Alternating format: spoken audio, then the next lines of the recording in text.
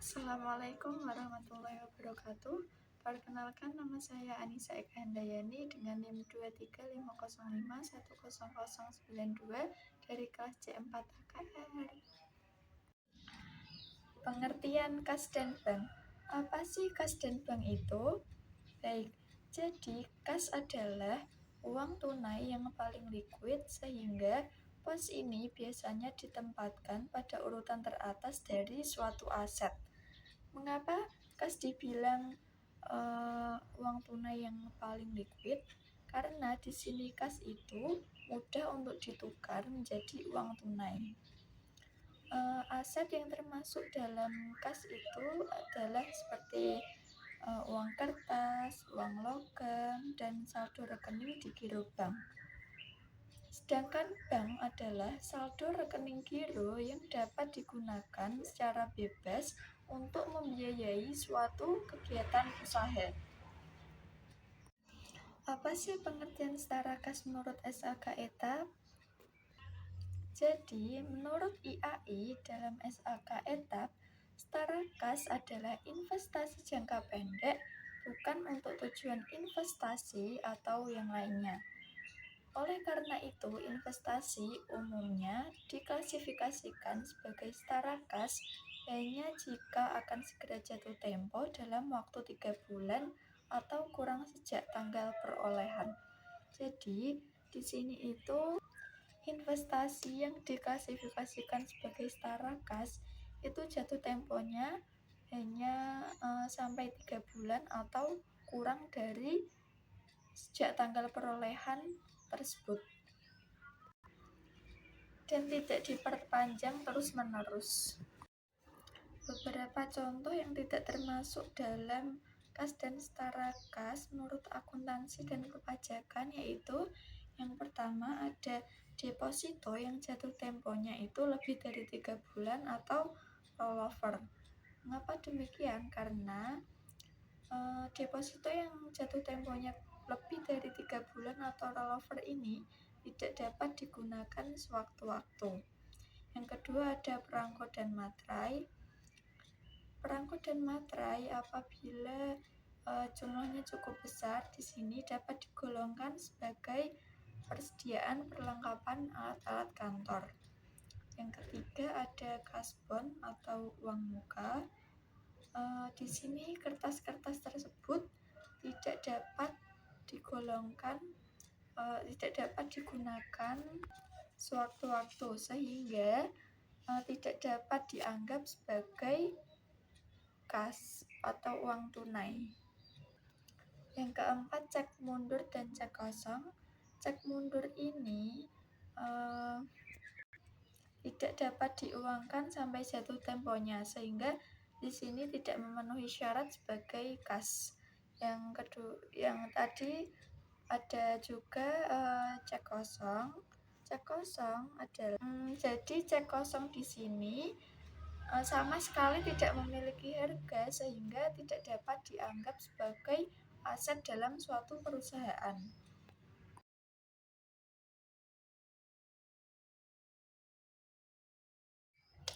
Apabila Anda memiliki deposito yang jatuh temponya 1 bulan dan ARO, dapatkah dikategorikan sebagai setara kas? Jawabannya adalah iya. Mengapa demikian? Karena di sini deposito yang jatuh temponya itu 1 bulan dan ARO dapat dikategorikan sebagai setara kas karena investasi umumnya diklasifikasikan sebagai setara kas hanya jika akan segera jatuh tempo dalam waktu 3 bulan atau kurang sejak tanggal perolehan. Jadi tadi kan jatuh temponya 1 bulan ya, dan juga ARO. Itu kan berarti kurang dari 3 bulan. Nah, maka deposito dengan jatuh tempo 1 bulan tadi itu dapat dikategorikan sebagai setara kas. Apa sih perbedaan kas kecil dengan kas besar? Jadi, kas kecil umumnya dipakai untuk pengeluaran yang sifatnya rutin dan tidak besar jumlahnya. Sedangkan kas besar adalah kas yang umumnya dipakai oleh perusahaan untuk pengeluaran tertentu dengan jumlah yang lebih besar dibandingkan dengan jumlah pengeluaran pada kas kecil, dan biasanya uang tunai kas besar ini disimpan di dalam suatu brankas yang dimiliki oleh suatu perusahaan. Sistem kas kecil. Di sini kas kecil mempunyai dua sistem. Yang pertama ada sistem dana tetap atau imprest fund system. Apa sih sistem dana tetap ini? Jadi, sistem dana tetap ini adalah pencatatan transaksi dan mutasi dana kas kecil yang dilakukan pada saat penggantian dana. Yang kedua ada sistem dana berfluktuasi, yaitu pencatatan transaksi dan mutasi dana kas kecil yang dilakukan setiap saat terjadinya pengeluaran dana kas kecil. Nah, di sini ada contoh pencatatan penjurnalannya. Yang pertama yaitu sistem kas kecil metode imprest atau tetap tadi ya. Contoh, perusahaan menetapkan saldo kas kecil sebesar 1 juta rupiah. Nah, pada bulan berjalan, kas kecil ini digunakan untuk berbagai pengeluaran sebesar Rp600.000. Pada akhir bulan, kas kecil diisi kembali sebesar Rp600.000 agar saldo kembali ke Rp1 juta. Pencatatan jurnalnya, yang pertama tadi saat pembentukan kas kecil, di sini ada dua akun ya, yaitu kas kecil di debit sebesar Rp1 juta dan kas bank itu di kredit sebesar Rp1 juta. Yang kedua itu saat terjadi pengeluaran, sistem kas kecil metode imprest ini tidak dicatat langsung. Biasanya dalam sistem kas kecil metode imprest ini hanya dicatat dalam buku kas kecil saja. Yang ketiga, saat pengisian kembali kas kecil sebesar Rp600.000 itu ada dua akun di sini pencatatan penjurnalannya. Yang pertama yaitu ada beban ATK itu di debit sebesar Rp600.000 dan kas bank itu di kredit sebesar Rp600.000. Yang kedua ada sistem kas kecil metode fluktuasi, atau di sini itu metode fluktuasi pencatatan penjurnalannya berubah-ubah ya, tidak tetap. Contohnya, perusahaan mengalokasikan kas kecil sebesar Rp1 juta. Selama periode berjalan, di sini terjadi pengeluaran sebesar Rp600.000 dan di pertengahan periode perusahaan telah menambah kas kecil sebesar Rp500.000 tanpa menunggu saldo habis. Di sini pencatatan penjurnalannya, yang pertama ada saat membentuk dana kas kecil itu ada dua akun. Yang pertama yaitu kas kecil itu di debit sebesar Rp1 juta dan kas bank di kredit sebesar Rp1 juta. Yang kedua, saat terjadi pengeluaran itu langsung dicatat di jurnal ya. Ini ada 4 akun di sini. Yang pertama ada beban ATK di debit sebesar Rp200.000. Yang kedua beban transportasi itu di debit juga Rp250.000. Dan yang ketiga ada beban lain-lain di debit juga Rp150.000. Dan yang terakhir kas kecil itu di kredit sebesar Rp600.000. Jadi kas kecil ini total dari beban-beban 3 tadi ya, beban ATK, beban transportasi, dan beban lain-lain di jumlah dan hasilnya yaitu Rp600.000. Dan yang terakhir, saat menambah dana kas kecil sebesar Rp500.000, di sini ada 2 akun. Kas kecil itu di debit sebesar Rp500.000 dan kas bank di kredit sebesar Rp500.000. Selanjutnya, pengenaan pajak atas penghasilan bunga dari deposito atau tabungan dan jasa giro.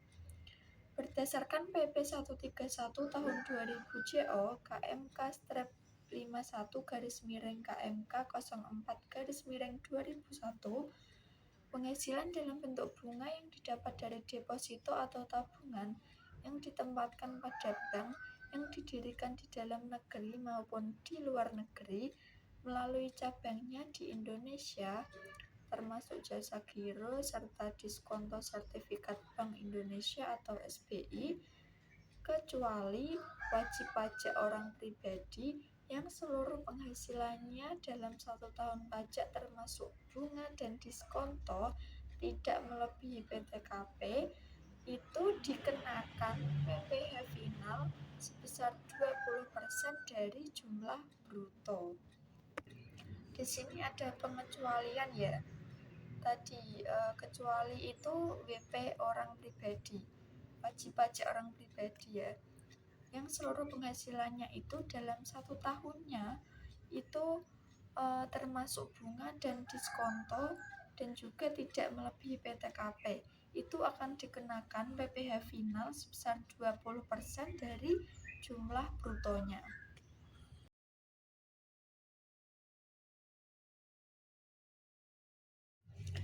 Selanjutnya, bagaimana kewajiban perpajakan bagi pemotong penghasilan dalam hal memotong, menyetor, dan melaporkan PPh atas penghasilan bunga dari deposito atau tabungan dan jasa giro menurut PP 131 tahun 2000 JO KMK-51-KMK 04-2001.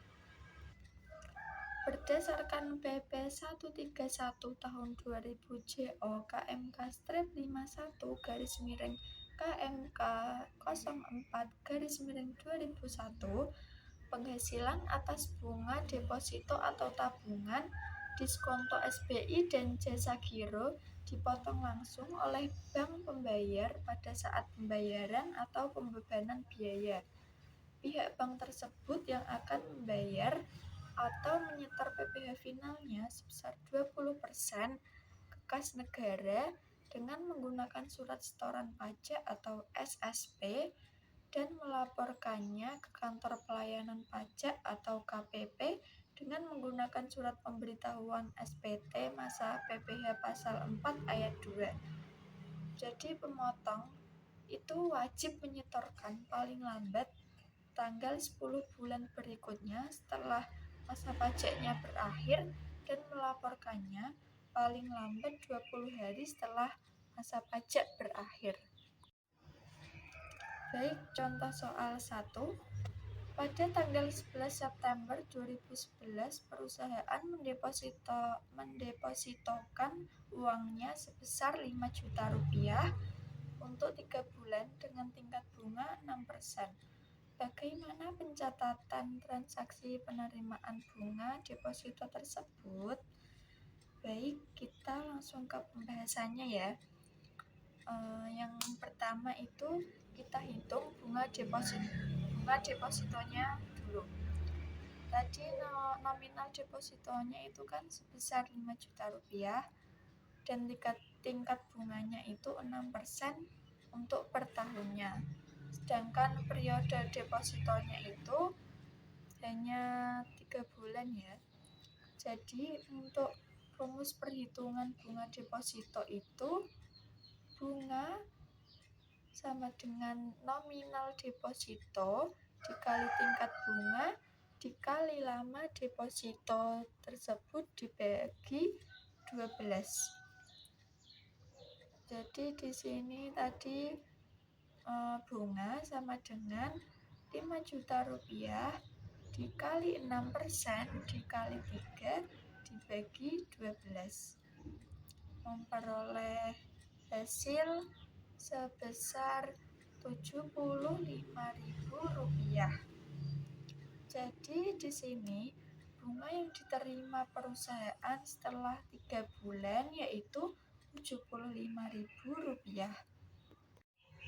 Untuk pencatatan jurnalnya, pada saat deposito ditempatkan itu pada tanggal 11 September 2011 ada 2 akun di sini. Yang pertama yaitu deposito berjangka, itu didebit sebesar 5 juta rupiah, dan kas bank dikredit sebesar 5 juta rupiah. Yang kedua, pada saat bunga deposito diakui sebagai pendapatan, yaitu setelah 3 bulan tanggal 11 Desember 2011. Di sini ada 2 akun. Yang pertama piutang bunga deposito itu didebit sebesar Rp75.000 dan pendapatan bunga dikredit sebesar Rp75.000. Yang ketiga yaitu pada saat bunga deposito diterima, misalnya jika bunga itu masuk ke rekening perusahaan pada tanggal 11 Desember 2011, ada 2 akun ya. Yang pertama kas bank itu didebit sebesar Rp75.000 dan piutang bunga deposito dikredit sebesar Rp75.000. Nah, jika pajak bunga deposito ini dikenakan PPh final 20%, maka perusahaan hanya menerima bunga setelah pajak itu sebesar 75.000 dikurangi dalam kurung 75.000 dikali 20% tutup kurung sama dengan 75.000 dikurangi tadi hasilnya itu berapa, 75.000 dikali 20% memperoleh hasil Rp15.000. Jadi Rp75.000 ini dikurangi 15.000 sama dengan Rp60.000, sehingga jurnal penerimaan bunga ini setelah pajak menjadi ada 3 akun.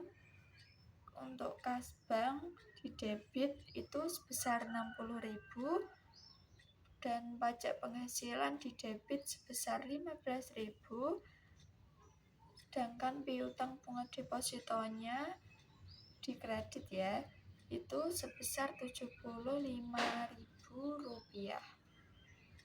Itu diperoleh dari tadi kas bank ditambah pajak penghasilannya, jadi Rp75.000 dikredit di akun piutang bunga deposito. Contoh soal nomor 2. PT Apollo memiliki dana kas kecil dengan sistem impres untuk membiayai kebutuhan sehari-harinya. Perusahaan mengeluarkan uang tunai sebesar Rp3.500.000 untuk membuat kas kecil pada tanggal 1 Juli 2012. Transaksi yang berhubungan dengan kas kecil selama bulan Juli 2012 adalah sebagai berikut. Pada tanggal 3 itu perusahaan membeli tinta printer dan alat tulis untuk perlengkapan kantor sebesar Rp475.000.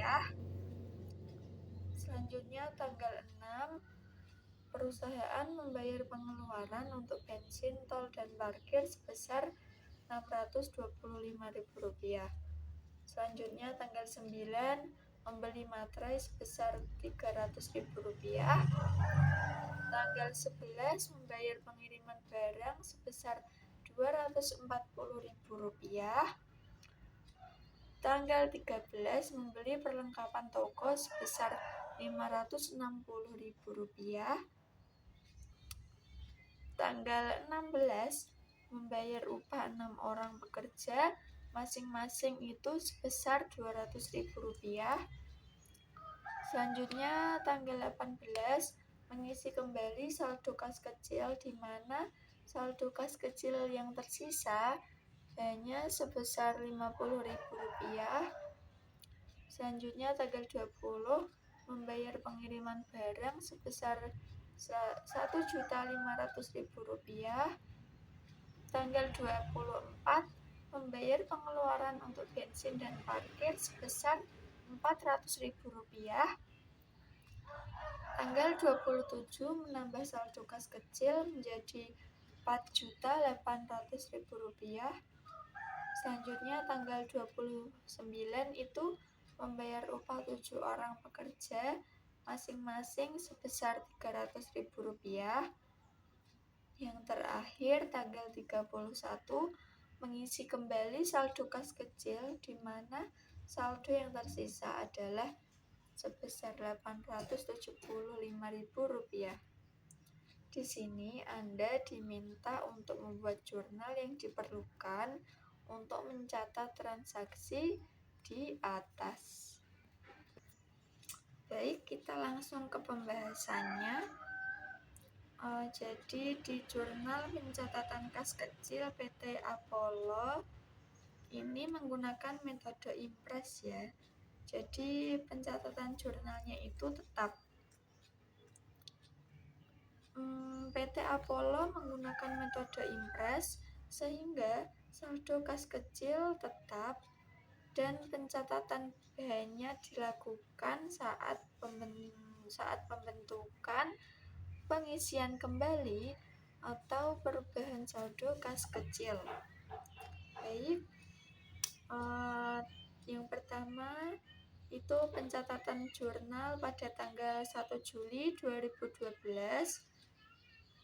Ini membentuk kas kecil, ada 2 akun, yaitu kas kecil di debit sebesar Rp3.500.000 dan kas bank di kredit sebesar Rp3.500.000.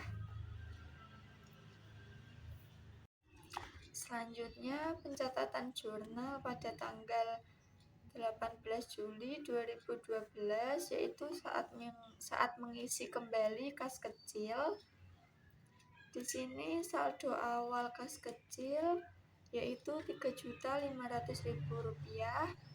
Total pengeluaran itu pada tanggal 3 Juli sampai 16 Juli. Rinciannya adalah sebagai berikut. Yang pertama ada ATK dan tinta printer sebesar Rp475.000. Untuk bensin tol parkir sebesar Rp625.000. Untuk materainya itu sebesar Rp300.000. Untuk pengiriman barang sebesar Rp240.000. Untuk perlengkapan toko sebesar Rp560.000. Upah pekerja itu ada 6 orang dikali Rp200.000 per orangnya sama dengan Rp1.200.000. Jadi total pengeluaran sebesar Rp3.400.000. Saldo tersisa yaitu sebesar Rp50.000 dan pengisian kembali sebesar Rp3.400.000. Baik, untuk jurnalnya yaitu ada 7 akun ya di sini. Yang pertama beban ATK dan tinta printer itu di debit sebesar Rp475.000. Yang kedua beban transportasi di debit sebesar Rp625.000. Untuk beban materai di debit juga sebesar Rp300.000. Selanjutnya beban pengiriman barang di debit Rp240.000. Selanjutnya ada beban perlengkapan toko sebesar Rp560.000 itu di debit. Dan ada juga beban upah pekerja itu di debit juga sebesar Rp1.200.000, dan di kredit yaitu akun kas bank sebesar Rp3.400.000. Itu diperoleh dari beban tadi ya, dijumlahkan semuanya memperoleh hasil Rp3.400.000 untuk kas banknya di kredit ya. Selanjutnya pencatatan jurnal tanggal 27 Juli 2012. Di sini itu menambah saldo kas kecil menjadi Rp4.800.000. Penambahan kas kecil itu Rp4.800.000 dikurangi Rp3.500.000 sama dengan Rp1.300.000.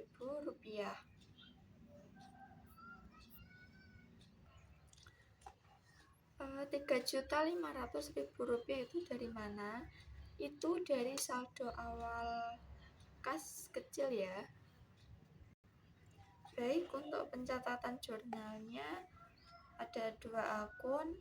Yang pertama kas kecil di debit sebesar Rp1.300.000, dan yang kedua ada kas bank itu di kredit sebesar Rp1.300.000. Selanjutnya yaitu pencatatan jurnal pada tanggal 31 Juli 2012, yaitu mengisi kembali kas kecil. Di sini saldo awal kas kecilnya tadi berubah menjadi Rp4.800.000 ya. Untuk total pengeluaran tanggal 20 Juli sampai 29 Juli itu ada beberapa rincian sebagai berikut. Yang pertama pengiriman barang sebesar Rp1.500.000. Yang kedua ada bensin dan parkir sebesar Rp400.000. Yang ketiga ada upah pekerja, itu ada 7 orang ya, dikali per pekerja itu mendapatkan upah sebesar Rp300.000, memperoleh hasil sebesar Rp2.100.000. Untuk total pengeluaran sebesar Rp4 juta. Untuk saldo tersisanya hanya Rp875.000. Pengisian kembalinya yaitu sebesar Rp4 juta.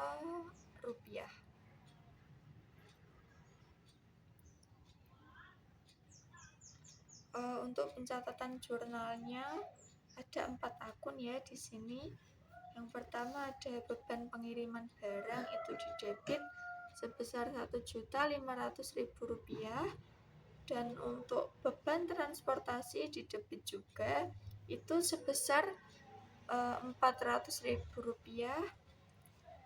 Untuk beban upah pekerjanya di debit juga itu sebesar Rp2.100.000. Dan yang terakhir ada kas bank itu di kredit sebesar Rp4 juta. Rp4 juta itu diperoleh dari mana? Ya diperoleh dari tadi ya, beban 3 tadi itu seperti beban pengiriman barang, beban transportasi, beban upah pekerja, itu dijumlahkan semuanya dan nanti masuknya itu di kas banknya di sebelah kredit ya, itu sebesar Rp4 juta.